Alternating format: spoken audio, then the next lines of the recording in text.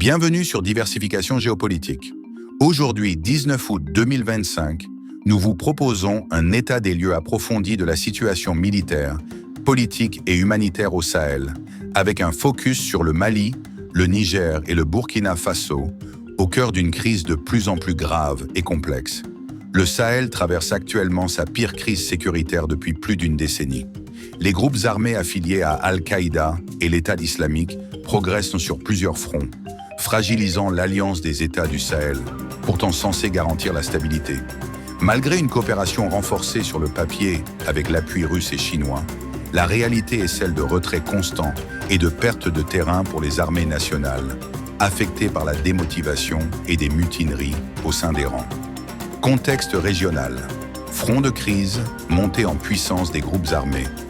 Le Sahel central est aujourd'hui confronté à la pire détérioration sécuritaire depuis 2012. Les groupes djihadistes affiliés au JNIM, liés à Al-Qaïda et à l'EIGS, progressent simultanément sur 3 théâtres, mettant à mal la cohésion fragile de l'Alliance des États du Sahel, AES.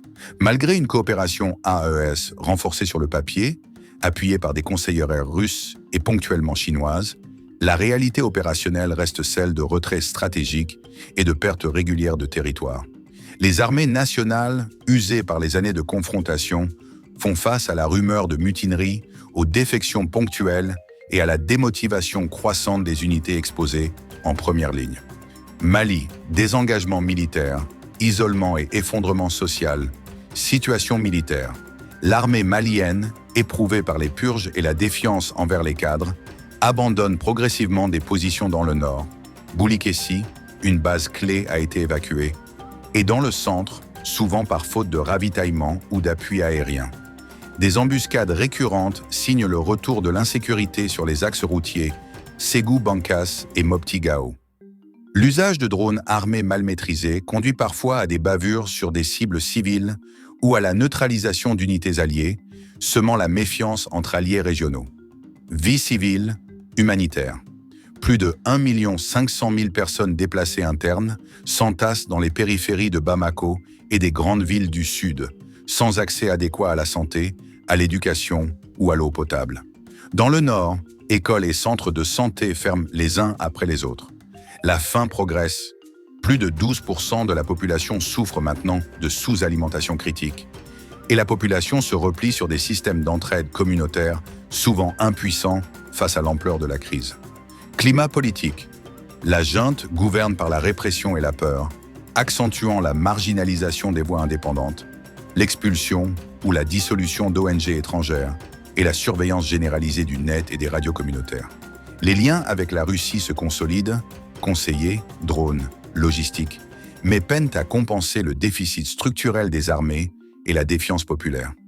Niger, extrême vulnérabilité stratégique et combat diplomatique. Situation militaire. Le dispositif défensif, particulièrement à Tillabéri, Dosso et Difa, subit une pression constante. Attaques ciblées, sabotage de ponts et postes douaniers. Plusieurs cas signalés de soldats refusant de prendre part à certaines opérations. Mutinerie à Filingué, Terra, en raison du manque de matériel, du non-paiement des soldes et de la peur des pertes. L'état-major multiplie les communiqués évoquant la détermination patriotique. Mais sur le terrain, l'initiative est repassée du côté des groupes armés. Gouvernance et société. La junte maintient un verrouillage de la parole, tandis que la vie politique et associative reste quasi paralysée sous le coup de l'état d'urgence. Avec l'embargo de la CEDEAO, la fermeture des routes vers le Bénin et un accès de plus en plus restreint aux importations, la crise alimentaire s'aggrave, notamment pour les déplacés du bassin du lac Tchad et de la frontière Nigeria-Burkina Faso. La situation des enfants est dramatique, près d'1 sur 2 souffrant de malnutrition aiguë, alliances et enjeux extérieurs. Isolé par la CEDEAO et l'Occident, le Niger intensifie ses liens sécuritaires avec la Russie qui forme ses opérateurs drones et fournit du matériel neuf. Mais cette coopération ne compense pas les fragilités structurelles et le climat d'incertitude demeure pesant. Abonne-toi pour ne manquer aucune alerte et partage tes analyses en commentaire. Burkina Faso, violence extrême dans l'Est, trahison et épuisement social, situation militaire. Après l'attaque du camp de Diapaga, où plusieurs blindés et drones ont été récupérés par les groupes insurgés, la région Est et le Nord sombrent dans l'insécurité. Des dizaines de villages évacués, ratissages menés par une armée usée et les VDP, volontaires pour la défense de la patrie. La stratégie du mur humain, en envoyant des volontaires mal formés sur les premières lignes, montre ses limites. Pertes élevées, démoralisation, multiplication des exécutions sommaires par l'État contre des suspects de trahison. Situation civile, près de 2,3 millions de déplacés, des épidémies de rougeole et de choléra signalées dans les camps, et un taux de scolarisation qui chute à moins de 60% dans les zones rurales et frontalières. L'État sanctionne tout appel à la négociation ou au dialogue avec les groupes armés, syndicats, associations religieuses ou chefferies locales visées par des purges administratives. Vie politique et internationale.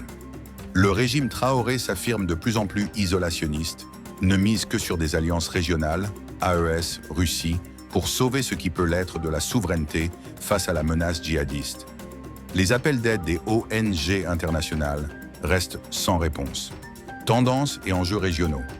AES, Russie, synergie ou impasse. Les trois pays poursuivent leur intégration militaire avec des exercices conjoints, encadrés par des instructeurs russes, la livraison de matériel, drones, optiques de combat, et la mutualisation d'informations de terrain. Néanmoins, le soutien russe est surtout politique et technique. Sur le terrain, le différentiel avec les groupes djihadistes équipés via le marché noir reste criant. Isolement diplomatique total. La France et les Européens coupent toute aide budgétaire et technique. Même l'ONU peine à maintenir ses opérations et ses corridors humanitaires, faute de garanties sécuritaires. Menaces sur les sociétés civiles, liberté réduite à néant, surveillance de masse, menaces sur la presse et la société civile, entrave à toute médiation. L'exode rural s'accentue avec la désertification des territoires périphériques. Conclusion.